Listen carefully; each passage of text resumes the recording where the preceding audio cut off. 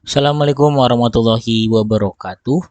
Selamat datang teman-teman dalam video pembelajaran mengenai kelistrikan arus searah atau DC. Pada video ini, kalian akan belajar bersama dengan saya, M. Bahari Maulana, dengan NPM 19130220026, yaitu seorang mahasiswa S1 Pendidikan Fisika dari Universitas Lampung. Pada chapter pertama, kita akan membahas mengenai rangkaian arus searah atau listrik searah.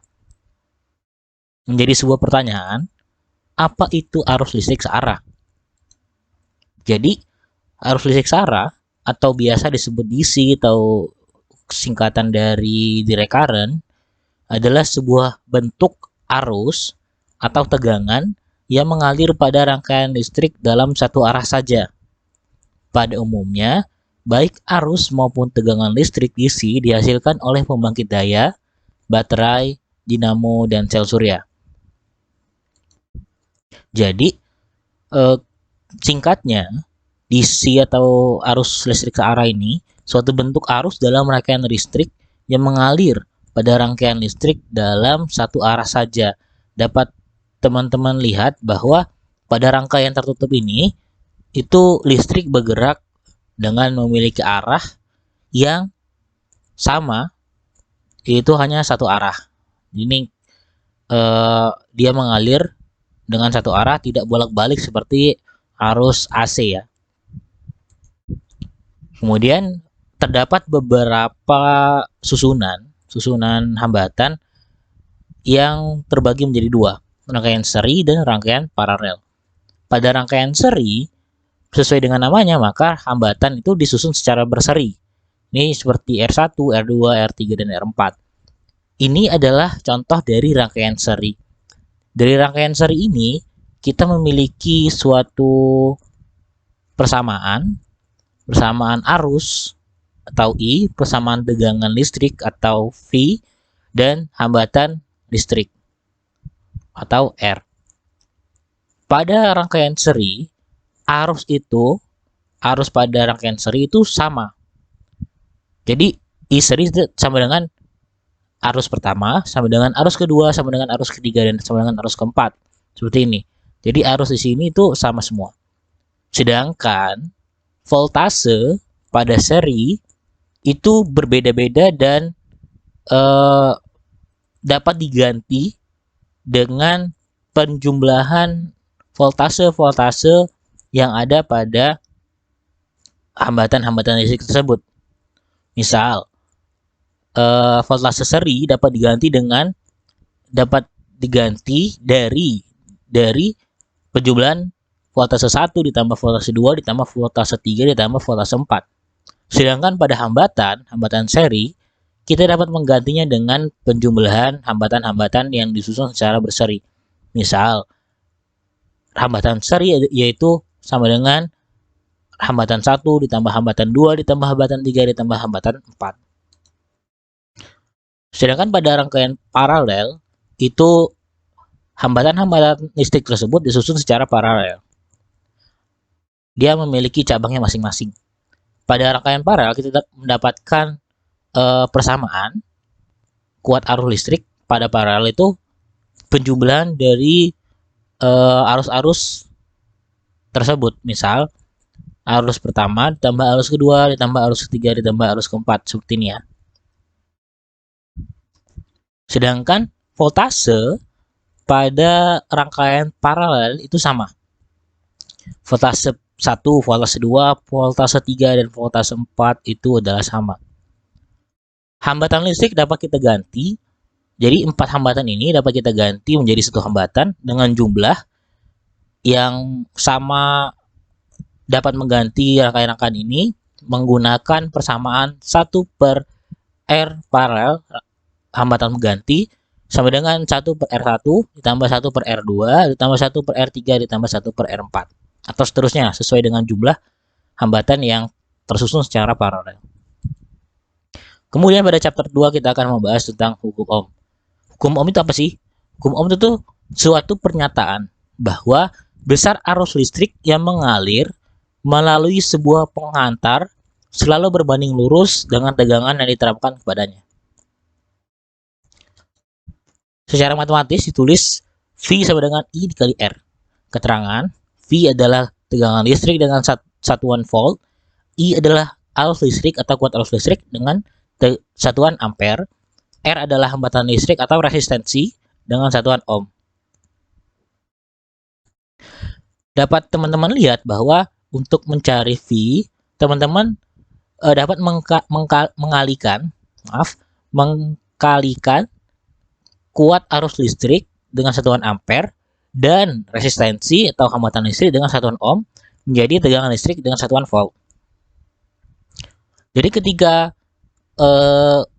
kuat arus listrik ini naik dan resistensi tetap, maka seharusnya voltnya naik sesuai dengan rumus ataupun persamaan yang teman-teman lihat.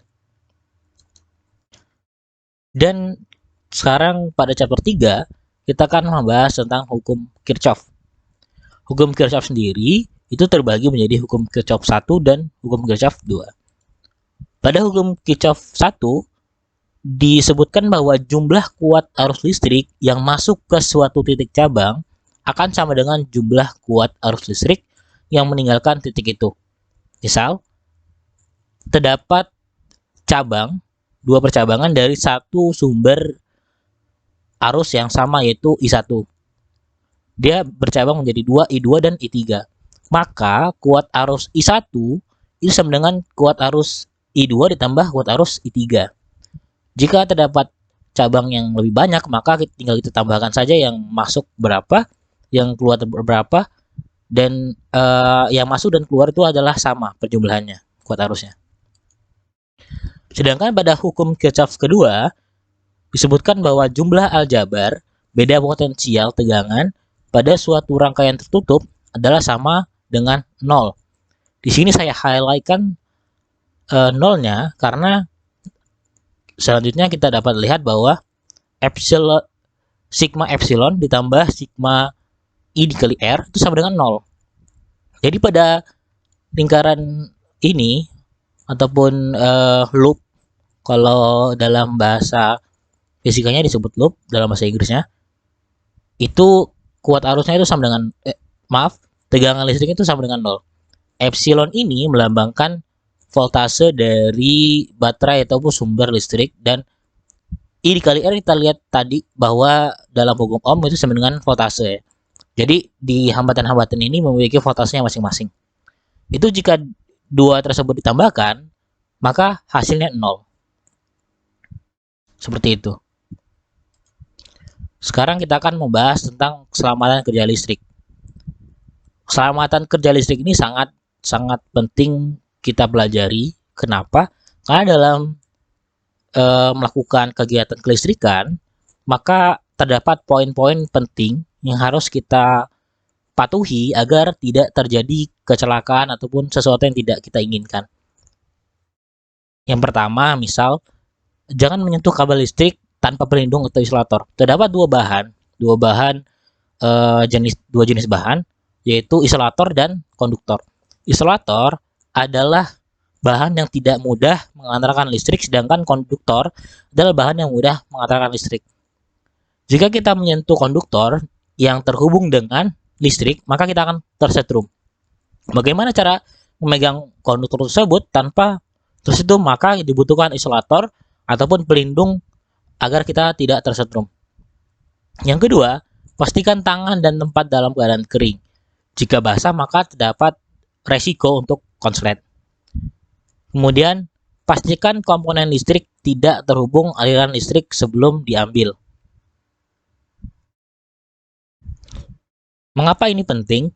Karena jika komponen listrik kita ambil ketika sedang terhubung dengan aliran listrik, maka dapat berpotensi kita dapat tersengat oleh arus listrik.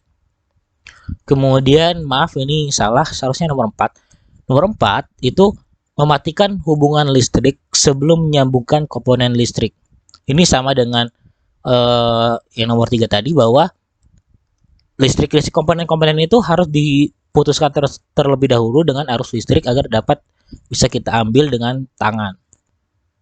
Dan tentunya jika memiliki pelindung seperti sarung tangan isolator yang terbuat dari bahan isolator maka lebih baik. Yang kelima, menggunakan hanya komponen listrik yang bagus atau tidak rusak. Ini juga sangat penting. Kenapa? Karena jika kita memakai komponen listrik yang sudah rusak, maka tentu saja meningkatkan resiko kita tersengat ataupun terjadi hal-hal yang tidak ingin kita inginkan. Kemudian yang terakhir, yang keenam, itu menyimpan komponen listrik pada tempat yang kering dan jauh dari jangkauan anak-anak. Hal ini penting diperhatikan bahwa komponen-komponen listrik ini sangat berbahaya dan juga rentan rusak. Jadi komponen listrik ini harus disimpan di tempat yang kering agar tidak konslet ataupun tidak aus atau tidak karatan sehingga dapat dipakai dengan keadaan yang bagus dan juga dijauhkan dari jangkauan anak-anak karena sangat bahaya sekali jika anak-anak dapat mengambil dan memainkan komponen listrik. Bisa saja dia celaka ataupun terluka atau jika terhubung dengan arus listrik dapat kesetrum. Mungkin itu saja yang bisa saya sampaikan. Terima kasih kepada teman-teman. Jika ada pertanyaan silakan kontak saya di Instagram @bahari_bukan. Terima kasih.